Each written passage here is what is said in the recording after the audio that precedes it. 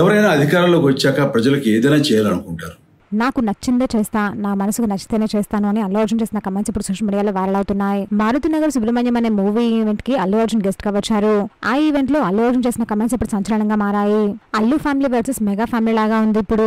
ఆ ఈవెంట్ చివర్లో అల్లు అర్జున్ మాట్లాడుతూ నాకు ఏదైనా నచ్చితేనే చేస్తాను, నచ్చితేనే చూస్తాను అని ఖైదీ నెంబర్ 150లో చిరంజీవి గారు చెప్పిన డైలాగ్ ని రిపీట్ చేశారు అల్లు అర్జున్.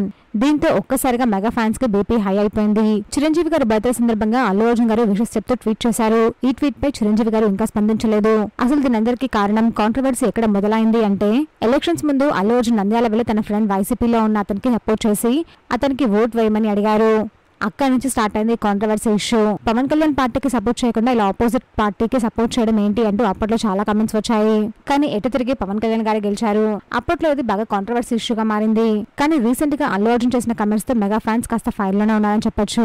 కానీ చిరంజీవి గారు మాత్రం ఎవరి ఇష్టాలు వాళ్ళవి, దయచేసి వాళ్ళ అభిప్రాయాన్ని గౌరవిద్దాం, ఎవరి ఒపీనియన్ వాళ్ళది, ఎవరికి నచ్చిన వాళ్ళను వాళ్ళు సపోర్ట్ చేసుకోవడం తప్పేమీ లేదు, అందులో తప్పేమీ లేదు అని చాలా ఇంటర్వ్యూస్ లో చిరంజీవి గారు మాట్లాడారు.